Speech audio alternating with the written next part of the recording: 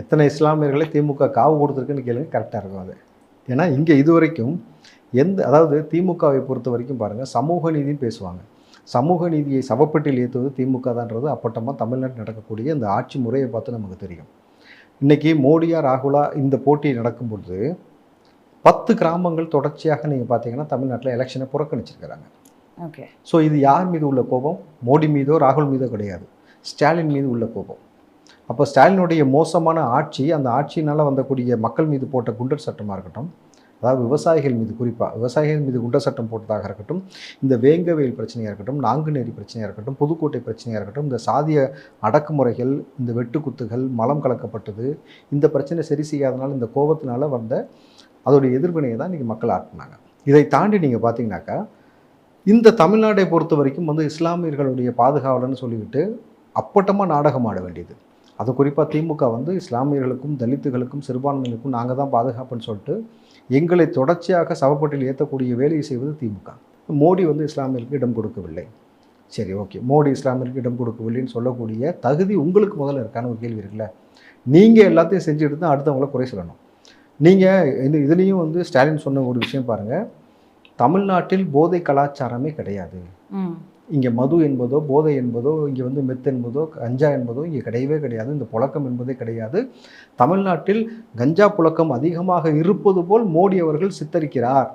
இது பிரதமர் பதவிக்கு அழகு இல்லைன்னு பேசினார். வெக்கமே இல்லாமல் அந்த வார்த்தையை எப்படி இங்கே தமிழ்நாட்டில் இருந்துக்கிட்டு ஒரு முதலமைச்சர் அந்த ஸ்டேட்மெண்ட்டை சொல்லுவார் நமக்கு புரியல. இன்றைக்கி இந்த ஸ்டேட்மெண்ட்டில் நீங்கள் சொல்கிறதுலையே இன்னொரு விஷயத்தை பொருத்தி பாருங்கள். இந்த 3 வருஷமாக இந்த போதையுடைய பயன்பாடு இருக்குல்ல, இந்த கிராஃப் இருக்குல்ல, எந்த அளவுக்கு இன்க்ரீஸ் ஆகிருக்குனாக்கா கிட்டத்தட்ட பார்த்தீங்கன்னா எத்தனை பர்சன்டேஜ்னு பார்த்தீங்கன்னா எக்கச்சக்கமாக போயிருக்கு. எந்த தவறுமே செய்யாத 11 வயது சிறுமி வரைக்கும் பாதிச்சிருக்கு. இன்றைக்கி 11 வயது சிறுமியை 6 மாதமாக 2 சிறுவர்கள் அதே தெருவில் வசிக்கக்கூடிய ஒரு டெய்லர் பாலியல் பண்ண செஞ்சுருக்கிறாங்க.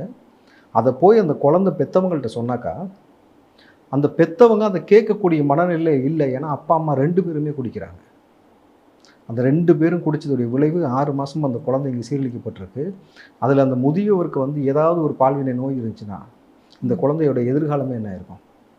அப்போது தாய் உள்ளம் கொண்ட ஸ்டாலின்னு சொல்லி பேசுகிறாங்க. தாய் உள்ளம் கொண்ட ஸ்டாலின் அவர் ஏன் இதற்கு இது வரைக்கும் நடவடிக்கை எடுக்கலை? அதை தாண்டி உதயநிதி அவர்களிடம் கேட்கப்பட்ட கேள்வி, எலெக்ஷன் பிரச்சாரத்துக்கு வந்த பொழுது டாஸ்மார்க்கை மூடுங்க, ஒரு பொறுப்புள்ள அமைச்சர் என்ன சொல்லியிருக்கணும்?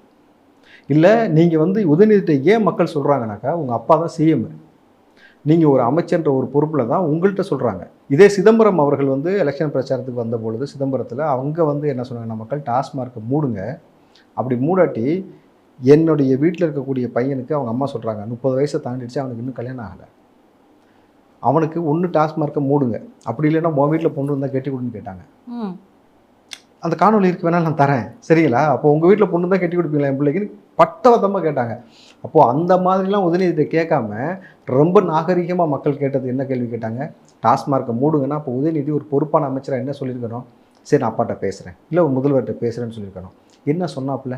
என் தாத்தாவுக்கு ஓட்டு போட்டியா? அன்றைக்கி டாஸ்மார்க்கை மூடுவோன்னு சொன்ன கலைஞர் சொன்னார், அன்றைக்கி அவர் ஓட்டு போட்டியா? போடல, இல்லை, இன்றைக்கி குடிக்க வச்சு கொள்ளுவோன்ற மாதிரி பேசுகிறாரு. உதயநிதி அவர்கள் சனாதன மேட்டரை தொற்றுக்கவே கூடாது. ஓகே. மதம் நல்ல ஒரு விஷயம் புரிஞ்சுக்கோங்களேன். மத வழிபாடுன்றதை அரசியலுக்குள்ளே கொண்டே வரக்கூடாது. அரசியல் என்பது வேறு, மத வழிபாடு வேறு. எனக்கு பிடிச்சி நான் எந்த மதத்தை வழிபடணும் வணங்கணுன்றதை நான் முடிவு பண்ணிக்கிறேன். இதுக்குள்ளே நீங்கள் வரவே கூடாது, எந்த அரசியல் கட்சியும் வரக்கூடாது. இந்த இடத்துல சனாதனத்தை ஒழிப்பேன். இதில் 2 பேருமே இதில் கடுமையாக பேசியிருக்காங்க. ஒன்று திருமாவளவன், இன்னொன்று பார்த்தீங்கன்னா உதயநிதி தான் சனாதனத்தை ஒழிக்கணும், அதுவும் டெங்குவோட ஒப்பிட்டுலாம் அவர் பேசினார். ஸோ இது எவ்வளோ பெரிய இம்பேக்ட் ஏற்படுத்துனா இன்றைக்கி ராகுல் காந்தியோட தோல்விக்கு அது மிக முக்கியமான காரணம். நான் அன்னையிலேருந்து சொல்லிவிட்டு இருக்கிறேன். நீங்கள் பேசி விட்டு போயிடுறீங்க. பிஜேபி துண்டு பிரசங்கம் அடித்து வட இந்தியா முழுக்க அவங்க கொடுத்துக்கிட்டு இருக்கிறாங்க. இது பெரிய இம்பேக்ட் ஏற்படுத்தும். நாளைக்கு ராகுல் தோற்றாருன்னா அதுக்கு நீங்கள் தான் காரணம்னு இன்றைக்கி அது நடந்துருச்சா இல்லையா? அப்போ நீங்கள் பொறுப்பு உணர்ந்தும் பேசுறது கிடையாது, பொறுப்பாக நடந்துக்கிறதும் கிடையாது.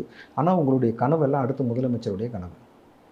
நீங்கள் பெரிய சாதனை பண்ணுறேன்னு சொன்னது என்ன? காசியப்பன் பாத்திரங்கள்லேருந்து ஒருத்தன் கப் வாங்கி கொடுத்தா மாற்றத்தினாலே இதை வாங்கி கொண்டு போய் நிப்பாட்டி நீங்கள் செய்தியாக்குனது தான். இதை தாண்டி உதயநிதி அவர் கேலோ இந்தியான்னு நடத்தினார். உலக முதலீடு மாநாடு நடந்துச்சு. இந்த 2 விஷயத்திற்கும் மாணவ பிள்ளைகளை கட்டாயப்படுத்தி அழைச்சிட்டு போயிருக்காங்கன்னு மாணவ பிள்ளைகளை குற்றச்சாட்டு வைக்கிறாங்க. ஓகே. அதாவது கம்பல்சரியாக நீங்கள் அதுக்கு வராட்டி அட்டண்டன்ஸ் போட மாட்டோம், ஹால் டிக்கெட் கொடுக்க மாட்டோம்னு சொல்லி மாணவர்களை மிரட்டியிருக்கிறாங்க. ஒவ்வொரு காலேஜுக்கும் 2 பஸ்ஸு கவர்மெண்ட் அனுப்புதுமா, 2 ப்ரொஃபஸர்ஸ் இத்தனை இத்தனை ஸ்டூடெண்ட்ஸை கூப்பிட்டு வரணும், 100 200 ஒரு காலேஜுக்கு தகுந்த மாதிரி அவங்க சொல்லிடுறாங்க. கட்டாயத்தை கூப்பிட்டு போகணுமா. அதில் ஹைலைட்டாக என்னன்னாக்கா, கூப்பிட்டுட்டு போயிட்டு லைவ் லொக்கேஷன் ஆன் பண்ணி, கூகுள் மேப் ஆன் பண்ணி, அந்த ஸ்டூடெண்ட்ஸ் ப்ரொஃபஸர்ஸோட எந்த இடத்துக்கு வந்திருக்காங்களோ அந்த இடத்துலேருந்து ஃபோட்டோ எடுத்து அதை ஷேர் பண்ணணும். ஒரு குரூப் தனியாக அதுக்குன்னு வச்சுருக்கிறாங்க. இது இந்த அரசாங்கம் செஞ்சிச்சு. நீங்கள் 200 ஊப்பின்னு கேள்விப்பட்டிருக்கீங்களா? உடன்பிறப்புகள் 200 கொடுப்பாங்கன்னு. அவனாவது 200 வாங்கிட்டு செய்கிறான். படிக்க வந்த மாணவ பிள்ளைகளை இப்படி செய்வதற்கு உங்களுக்கு அதிகாரம் யார் கொடுத்தா? பட் ஆனால் இவ்வளோ அதிருப்தி இருக்குது, இவ்வளோ கோபம் இருந்தும் 40க்கு 40 அப்படிங்கிறது எப்படி சாத்தியமாச்சு? அதுதான் ரொம்ப ரொம்ப எல்லாரும் நினச்சிட்டு இருக்காங்க. திமுக என்ன பேசியிருக்காங்கன்னா, பார்த்தீங்களா ஸ்டாலின் சொன்னது செஞ்சுட்டாரு, கிழிச்சாரு. நான் தான் சொல்கிறேன், இது ராகுலா மோடியான்ற பிரச்சனை. இப்போ இதுவே நாடாளுமன்றமாக இல்லாமல் சட்டமன்ற எலெக்ஷனாக இருந்துச்சுன்னு வச்சுங்களேன், திமுக நேரம் ஒன்றும் இல்லாமல் முச்சந்தியில் நின்றுருக்கும் நேரம். இது ராகுலா மோடியா அந்த பிரச்சாரத்தில் நீங்கள் பார்க்கும்பொழுது தமிழ்நாட்டுக்கு இருக்குது. எப்பயுமே உங்களுக்கு தெரியும், சவுத்தில் இங்கே வேறு ஒரு மண் வேறு ஒரு களம்ன்றதுனால மோடி வேண்டான்ற ஒரு விஷயத்த ரொம்ப ஆணித்தனமாக அவங்க பேசி வச்சுருக்காங்க. குறிப்பாக மோடி அவர்கள் அந்த கோயில், ராமர் கோயில் பிரச்சனையை அவர்கள் எடுத்து கையாண்ட விதத்தில் இங்கே வேறு மாதிரி போச்சு. மணிப்பூர் பிரச்சனை இங்கே வேறு மாதிரி கையாண்டாங்க. அப்படி இருக்கும் பொழுது ராகுலா மோடியான பொழுது இங்கே பிஜேபி வளர்வதற்கு இன்னும் காலம் இருக்குது. வளரவே இல்லைன்னு சொல்ல முடியாது, வளர்ந்து கொண்டே வருகிறது. ஆனால் இங்கே தமிழ்நாட்டை பொறுத்த வரைக்கும் இன்னும் கொஞ்சம் டைம் எடுக்கும். அப்போது இது ராகுலா மோடியான பொழுது ராகுலுக்கு கிடைத்த வெற்றியை தவிர இது ஸ்டாலின் கிடைத்த வெற்றி கிடையாது. ஆனால் திமுக எப்படி கொண்டாடுதுன்னா, இதெல்லாம் ஸ்டாலின் தான் செஞ்சார், கிழிச்சார். அப்போ ஏன் உனக்கு ஓட்டு சதவீதம் குறைஞ்சிச்சு? பிஜேபிக்கு போன ஓட்டு சதவீதம் எல்லாமே திமுகலேருந்து போனது. ஓகே. அதிமுக அவங்களோட ஓட் பர்சன்டேஜ் தக்க வச்சுக்கிட்டாங்க. நாம் தமிழர் ஓட் பர்சன்டேஜ் இன்க்ரீஸ் ஆகிருக்கு, மாநில அந்தஸ்து பெற்றுட்டாங்க. விடுதலை சிறுத்தை அதே 2 சீட்டு ஜெயிச்சிருக்காங்க, பர்சன்டேஜ் கூடியிருக்கு, மாநில அந்தஸ்து பெற்றுறாங்க. அப்போ திமுகவுக்கு மட்டும்தான் பார்த்தீங்கன்னாக்கா ஓட்டு சதவீதம் குறைஞ்சிருக்கு. அந்த ஓட்டு சதவீதம் அப்படியே தான் பிஜேபிக்கு போயிருக்கணும் போது உங்கள் மீது இருக்கக்கூடிய அதிருப்தின்னு ஒன்று இருக்குல்ல. இவர் என்ன பெருமை பேத்திக்கிறாங்கன்னா, நாங்கள் 40 ஜெயிச்சிட்டோம் சொன்னபடி 10 சீட்டு காங்கிரஸ் கட்டுங்களா. இந்த 40 பேர் ஜெயிச்சு நான் கேட்குறேன், நாடாளுமன்றத்தில் போய் நீங்கள் என்ன செய்ய போகிறீங்க? அதாவது ஜெயிச்சு ஒரு 10 சீட்டு வாங்கிட்டாருன்னா எங்கே போய் நிற்கணும்? ஸ்டாலின் ராகுல் கூட நிற்கும் போது இவர் போய் அங்கே நிற்க முடியாது. அப்போது ஒரு 10 சீட்டு இங்கே வாங்கியிருக்காங்கன்னு வச்சுக்கோங்களேன். அப்போ திமுக எப்படி விமர்சிக்கும்? தமிழ்நாட்டு நலனுக்காக மோடியிடம் போய் பேசணும், பேசி அங்கே ஒரு மினிஸ்டர் எல்லாம் வாங்கணும்னு சொல்லியிருப்பாங்க. அப்போது தமிழ்நாடு நலன் சார்ந்து அங்கே போயிட்டு இவர் தமிழ்நாட்டுக்காக தான் போனேன்னு சொன்னாக்கா திமுக என்னென்னு பிரச்சாரம் பண்ணோம்? பார்த்தீங்களா, நான் சொன்னேன்ல கள்ள உறவு வச்சுருக்காங்கன்னு, இப்போ பாருங்கள் கூட்டணி சேர்ந்துட்டாங்க, போய் பார்த்தீங்களா காலில் விழுந்துட்டாங்க. அப்போ என்கிட்ட இருந்தால் தானே பிரச்சனை, இல்லாட்டி எனக்கு எடப்பாடி அந்த ஸ்ட்ராட்டஜி தான் கிளியராக மூவ் பண்ணியிருக்கிறாரு. ஏன்னா இது ஆரம்பத்துலேருந்து சொல்லப்பட்டது, எடப்பாடி இந்த 2024க்கு ஆக்டிவாக செயல்பட மாட்டாருன்ட்டு. Okay okay. ஸோ அதற்கேற்ற போல் அவர் ரொம்ப ஸ்மார்ட்டாக ப்ளே பண்ணி முடிச்சுட்டு பிஜேபி இந்த பக்கம் வர விட்டுட்டு இப்போ பிஜேபி இங்கே அடிக்க விட்டுட்டு உட்காந்துருக்கிறாருன்ற மாதிரி தான் எனக்கு தோணுது.